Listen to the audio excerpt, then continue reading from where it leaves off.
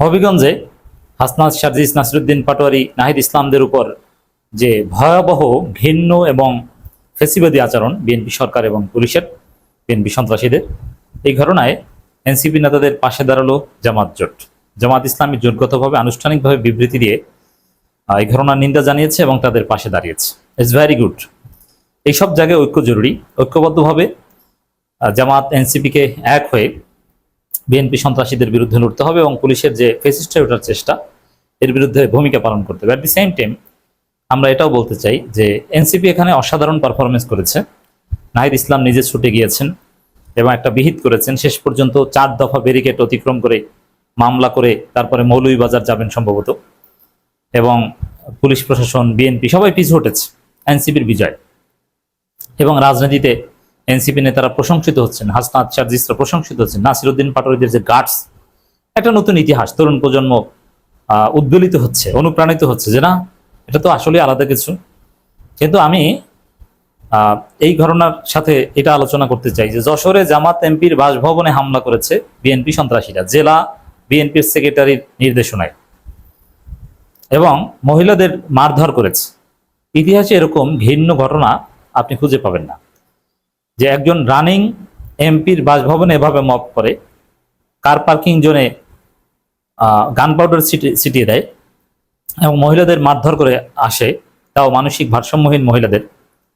এরকম নৃশংসতা আপনি দ্বিতীয়বার দেখাতে পারবেন কিনা সন্দেহ আছে। এই কারণে জামাত কি করেছে, বাসভবন থেকে অনেক দূরে, সে জামাত এমপির বাসভবন থেকে অনেক দূরে জেলা জামাত একটা বিক্ষোভ মিছিল করেছে অল্প কিছু লোক নিয়ে।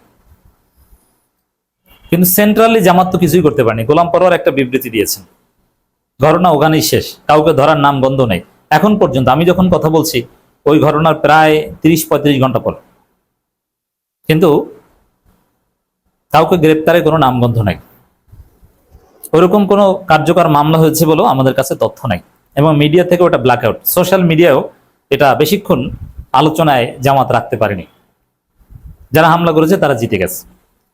আর ওই গতকালকেই নাসিরুদ্দিন পাটোয়ারিদের উপর হামলা করেছে, যেটা ওই জামাত এমপির বাসভবনে হামলার তুলনায় ছোট ঘটনা, ডেফিনেটলি ছোট ঘটনা। কারণ কারো বাসায় মব করা, তাও একজন এমপির, এবং নারীদের গায়ে হাত তোলা, এর চাইতে স্পর্শকতার কোনো ঘটনা নাই। তো ওই ঘটনায় সেন্ট্রাল জামাত কি করেছে? নাহিদদের মতো আমিরে জামাত যে সেখানে বসে পড়েন, বিরোধী দলীয় রাজনীতি করতে হলে আপনাকে রাস্তাঘাটে বসে পড়তে হবে, তারপরে আপনি এক পর্যায়ে প্রধানমন্ত্রী হবেন। আপনার বয়স যাই হোক, আপনি আমিরে জামাত সম্মানিত, কিন্তু প্রয়োজনে আপনাকে রাস্তায় শুয়ে পড়তে হবে, পুলিশের সাথে ধাক্কাধাক্কি করতে হবে। এটা বাংলাদেশের রাজনীতি। যদি এটা করতে না পারেন তাহলে আপনাদেরকে অতিক্রম করে এনসিপি প্রধান বিরোধী দল হবে।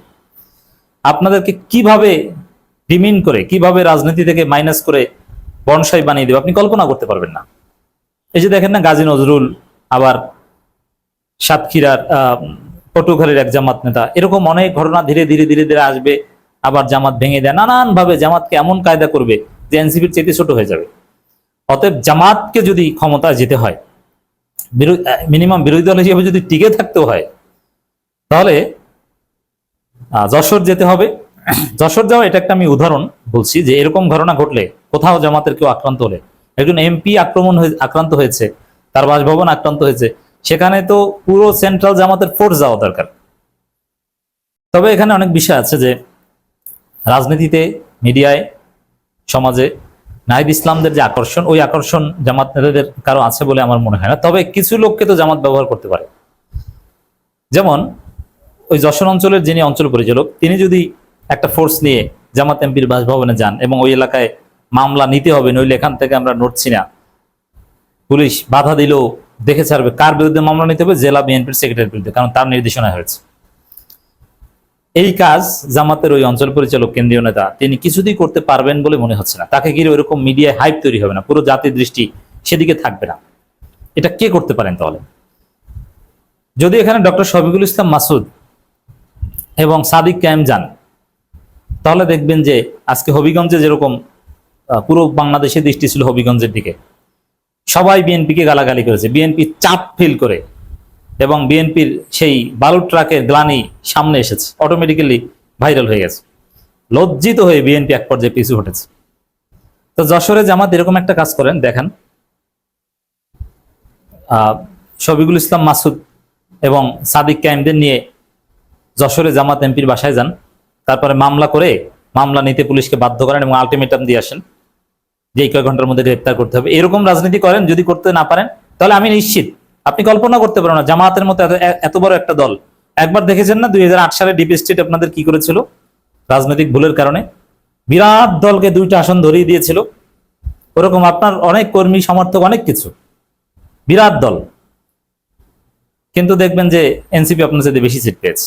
অদূর ভবিষ্যতে এটা হবে যদি জামাত সঠিক রাজনীতি করতে না পারে। জামাত এমপিরা যদি এইভাবে ইউএনও কে স্যার বলে ফুল দিয়ে শুভেচ্ছা জানায় আর এমপির বাসভবনে হামলার বিরুদ্ধে মামলা নিতে না পারে, কাউকে গ্রেপ্তার করাতে না পারে, আপনার রাজনীতির এই বনসাই হয়ে যাবে। এই জন্য আমরা মনে করি যে রাজনীতিতে অসমভাবে উঠে আসলে ভারসাম্য নষ্ট হয়। বাংলাদেশের রাজনীতিতে জামাত প্রধান বিরোধী দল হিসেবে ফিট এবং ভবিষ্যতে ক্ষমতা যাওয়ার যোগ্য। এই জন্য জামাতকে ভুল ত্রুটি সংশোধন করে তাদেরকেই ক্ষমতা নিতে হবে। আমরা জামাতকেই ক্ষমতা নিব এবং জামাত ইজ ফিট এবং জামাত শুড কাম ইন টু পাওয়ার। জামাতের নেতৃত্বেই এনসিপি ক্ষমতা যাবে, নট এনসিপির নেতৃত্বে জামাত।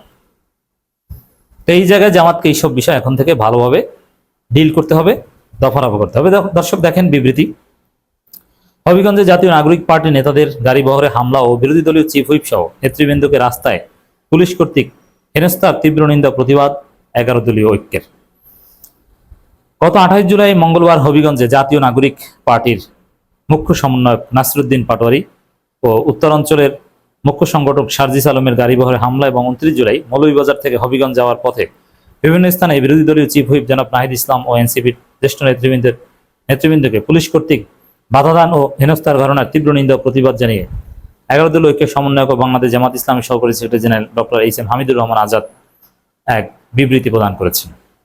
বিবৃতিতে তিনি বলেন, গত 28 জুলাই মঙ্গলবার সন্ধ্যা 7টার দিকে হবিগঞ্জ শহরের কোর্ট মসজিদ ও জেলা প্রশাসক কার্যালয়ের সামনে জুলাই পদযাত্রা 2026 কর্মসূচি শেষে ফেরার পথে জাতীয় নাগরিক পার্টির শীর্ষ নেতৃবৃন্দের গাড়িবহরে সন্ত্রাসী হামলা ও ভাঙচুর চালানো হয়। ওই হামলার প্রতিবাদে 29 জুলাই বুধবার হবিগঞ্জে এক কর্মসূচিতে যোগ দিতে যাওয়ার পথে 144 ধারা জারি করে মৌলভীবাজারে শ্রীমঙ্গল সহ বিভিন্ন স্থানে বিরোধী দলের চিফ হুইপ এনসিপির আহ্বায়ক জনাব নাহিদ ইসলাম এমপি সহ এনসিপির জ্যেষ্ঠ নেতাদের পুলিশ কর্তৃক আটকে দেয় এবং গণতান্ত্রিক অধিকার হরণের শামিল। আমরা এই ধরনের আচরণের তীব্র নিন্দা জানাচ্ছি, একই সঙ্গে দায়ীদের চিহ্নিত করে দ্রুত আইনানুগ ব্যবস্থা গ্রহণের দাবি জানাচ্ছি। জামাত জোটের জোরালো অবস্থান।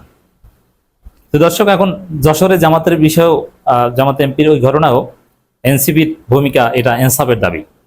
ডক্টর হামিদুর রহমান আজাদ বলেন, জুলাই অভ্যুত্থানে জনগণ রাজনৈতিক দল বাক স্বাধীনতা ফিরে পেয়েছে। রাজনৈতিক বক্তব্যের কারণে কারো উপর হামলার স্থান গণতন্ত্রে নেই।